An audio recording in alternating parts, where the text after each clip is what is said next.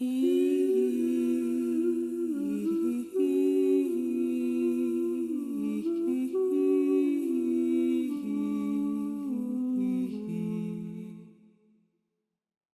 and welcome to Our Waking Dream. I am your host, Coco Swanson. I'm really happy you're here. On this show, each week, I go over one basic astrology theme that's moving throughout all of our worlds. And I do it ideally in a way that lands. And so if things are landing, let me know. Give me reviews. Coco, this is working. This isn't working. Give me comments on YouTube if you're on YouTube, so I can continue to shift how I'm teaching for you. This said, I bring a good 3 decades of full life immersion in the study, practice, teaching, and sharing of esoteric and wisdom traditions. And in the last decade, I've been in a full immersion of astrology, which astrology creates an amazing map to point at areas that if we target the practical tools that are rooted in energy healing, rooted in esoteric traditions, wisdom traditions, contemplative practices, if we target them using astrology as a map, I've found there is huge change in people's lives, mine included. It's bizarre how accurate astrology can be as a tool. So to me, it's worth the time it's taken to learn it, because it fine tunes my focus so that when I focus meditation or an earth-based ritual, I know that I'm getting the most out of it for my life. Welcome. So let's get started on this week. We're in the week of November 23rd, 2025. We have a grand water trine going on. We have a water trine here and there, like for a good long while right now. And what that means, we've got 3 water signs. We have Pisces, we have Scorpio, and we have Cancer. And there are planets in similar degrees in all 3 of those water signs. What that does in astrology is it makes a very powerful impact. The more geometry, specific lines that the planets make between themselves, the more it impacts us. I'm not the girl to answer why, because I don't get it. I don't actually understand why. I just know that it works. And so the embodiment of astrology has been one of the more larger level up tools for me in my work. Okay, this said, who are the players in the Grand Trine? We have Mercury backwards. Mercury is retrograde, looking like it's going backwards, which means review, revise, relook at, reperceive, because it's all about perception and communication. And it's going to be joining. So we have Mercury moving backwards now in Scorpio. It's now into Scorpio, and it's conjunct. It's right next to Venus, well, in the next couple days. So we've got that going on. And that's at, 25 degrees-ish of Scorpio. I'm just going to add the ishes because I don't want to get caught in the weeds, because this is a grand. So we've got Mercury and Venus in Scorpio. That's one of the water signs. Then we have a retrograde Jupiter in Cancer, another one of the water signs. And we have Saturn retrograde, also Neptune, but we'll just focus on Saturn right now in Pisces. Boom, backwards, retrograde. So what happens if we have 4 planets in a grand trine, like real tight grand trine? And then we also have 3 of them moving backwards. What happens? It means that right now is a time to feel the feels and to let the feelings go, to wash through us. Why do I say that? Because the water signs are about the emotional realms. And they all are different aspects of the emotional, spiritual realms, because Pisces is really about the spiritual collective consciousness realms. Whereas we have Cancer, which is emotional caring, how we care for ourselves and each other. And then we have Scorpio, which is the deep churning, deep wells of like the underbelly of the ocean, say. So what they all have in common is emotions and how we work within the emotional realms. I'm curious how you are emotionally right now. How are you in this season of change? There's a lot going on, a lot of shifts. How are you? In what areas? And this brings us into the practices. So here, before I jump into the practices, let me just go over a little bit more astrology in case we have folks that don't want to hear astrology but want to just hear the practices. So with Mercury moving retrograde, touching Venus, that's re-perceiving what we value, but really looking in Scorpio. Is there resentment there? Scorpio and Cancer, really looking for where you have resentment of other people, of yourself, where you're carrying negative emotions, especially about others, because that's where we carry our shadow, is in how we project it externally. Our wounds are usually projected externally, or you might be projecting them internally, where you have resentment and you're harboring icky emotion towards yourself. That is ready to be reconfigured. Jupiter, it's big. Jupiter exaggerates everything it touches. And when it's moving backwards or retrograde, it's a great time to look at the underbelly of Cancer. So how do you not feel nurtured? How do you not feel taken care of?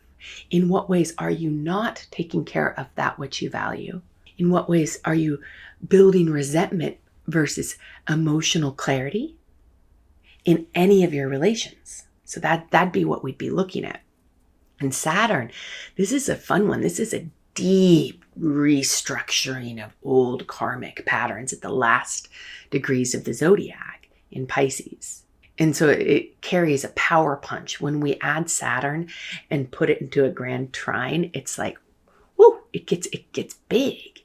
And when things get big energetically, we have the most power to create change in the physical realm. How's that landing? Does this all make sense? I'm feeling in for your nod. So the practices right now, this week, with a grand water trine between Mercury and Venus in Scorpio and Jupiter over in Cancer, and the exact trine that we've got with Saturn retrograde in Pisces, is first take note. So just of all the observational suggestions that I made, let's list them. 1, what are you re-perceiving right now? Like where is your emotional baggage carried right now? Where's your resentment? Who don't you like right now? Who do you think is just, ugh? Or in what ways are you resenting you? In what ways are you not cared for right now? In what ways, in what relationships, what feels out of balance in relation to care? Nurturing, loving, that's the Jupiter piece. And what are you noticing restructuring in your life right now in a way that will make more room for your soul to be here? That's a Saturn piece. And I suggest that these are built into your thoughts this week, especially. And journaling. If I could just be like a soapbox advocate for journaling, there's something so gorgeous when we write and rewrite, write and rewrite. So this week, I'm just going to add a little tool right now, is if you write in your journals, this is like step 1.5 that I'm suggesting, because we observe these patterns. And then say you have a page in your journal. I do this a lot. And I'm like, I am not taken care of in this way. I resent this person. I write it all down. But then it's all in one space. And I actually rewrite over it. I am open to change. I am open to re-perceive. I am open to see this differently. Show me how to care and be cared for. Show me how to forgive. That's a big one in the emotional realms. Show me how to forgive, but continue to have boundaries. And I rewrite over my resentment, over my frustrations, over all that. I rewrite what I want instead. And then the page ends up almost like black or blue, whatever ink color I'm using. And it's a clean slate, so to say, a rewriting. Because we really are needing to rewrite narratives. That's a narrative, it's my perception of a situation that cause us to stay in karmic loops with each other, to stay in dissonance. We need to rewrite them in order to have all of us be heard, all of us be cared for, not just like you and me either. It's all of us, the collective. So first step, observe. And step 1.5, write down your observation, but rewrite right on top of it. Step 2, I suggest, is the loving art of surrender. I added the word art because you can surrender in whatever way feels most authentic and like beautiful and nourishing to you. And like any art or craft, it takes time to learn how to surrender, especially when we're within a culture that makes things and holds on to them. What does the act of surrender, of letting go, of forgiving feel like in your body? What does it do to your breath? Let's try this together. Place your hands on your heart if you can, if you're not driving. And imagine a resentment that you have to yourself or someone else. It can be little or big. And I invite the wind and the rain. Think of how much the earth has learned. She knows how to let go. I invite the wind and the rain, the stars and the moon, the soil, to help me learn to let go. Then offer your breath to that which you're wanting to let go. And feel your breath move. Move into your body, into your breath. It's your release is moving into your breath. And this, my friend, this is a micro reset. So that is the second practice I suggest, is micro resets that allow for you to practice the art of surrender. If I practice something, say I practice it once every week, there'll be a real different result than if I'm practicing something 30 times a day. And what if anytime I feel resentment, anytime I don't feel like I'm emotionally supported, I remember that it's an inside job too, and that I can soften and say, I'm learning to let go, and imagine the entire ecosystem, the whole galaxy supporting me in this. What if the galaxy is supporting us in learning to surrender, in learning to let go, in learning to forgive? What if? The third practice I suggest is a water ritual. And this one, you'll need a bowl. You'll need some water, the cleaner the better. You'll need some stones. You can find them outside on the ground if you'd like. My rule of thumb with stones, and I'll repeat this again and again, is when I get a resonant yes from a stone or a stick, like I'm like, hey, can I pick you up and utilize you in my altar today? Like, would you want to come into working relation in my altar? It's almost like I talk to it as if it's a person, because to me, everything's intelligent. I just have to shift gears in order to speak to anything. So I say, do you want to come into altar with me, to come into my sacred space? Once I get a resonant yes, I bring it in. So then the second step in this, you bring all your ingredients in and you sit somewhere special and activate sacred space, however you do. It's through intention though. So say you're more Christian leaning, you might use God language or Jesus, come within here. Say you're more New Age, you might use oovy groovy, like you might use Dear Universal Truth, or I invoke Prime Creator energy. You make this into something sacred through intention, and you sit with the stones and breathe out. I make those noises because some of the resentments, like some of the ouchies are really guttural. Let them be. Let them be. And blow them into the stones that then you place in the water. And then I suggest with this one, you either stir the water with your finger or a little spoon, and it's arrange and rearrange. I let go. I let go of all outdated emotions. Now I release.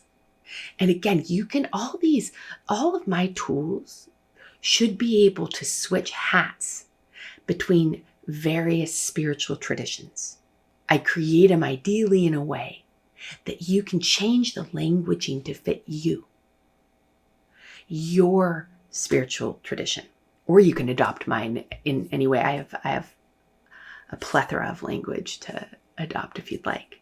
So in this grand water trine, it's a great time to be aware of what resentment, what guilt, what worry, what sadness, what fears, basically any lower emotion that doesn't feel good. It's a great time to honor them, honor the emotions, to feel the feels, to write about them, to release them through micro resets where you are aware, offer breath, I'm learning to surrender. And it's a great time to do all water rituals where you bring in through intention that which you want to release within you. And you bring it into the water through stones. You let it bathe. Bring it outside for a full renewal of emotions and how you care for yourself and how you care for the world. So that's your gift this week. I hope it lands well. Again, please always communicate with me. It's my pleasure to be here. Thank you, thank you, thank you, and I will see you next week. Thank you for being a part of our community here at Our Waking Dream. Please make sure to like, subscribe, and share. Fill my cup and let it overflow. Let it overflow with love.